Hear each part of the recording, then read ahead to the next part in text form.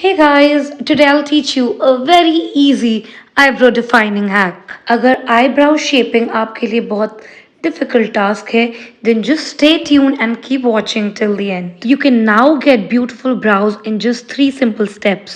Just lift the brows, fill them in, and brush out with a spoolie. All we need is a spoolie and any eyebrow definer or powder.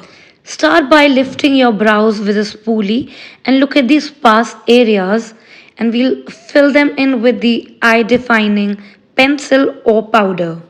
Now I'm pulling down the hair from the top of my brows and again filling in these sparse areas with my eye definer. Lastly, you only have to brush out all the product evenly to make the brows look natural.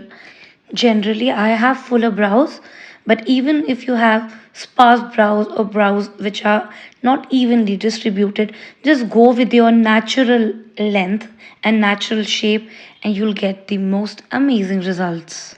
Hope the hack was useful. Stay tuned for many more beauty and makeup related hacks. Have a beautiful day.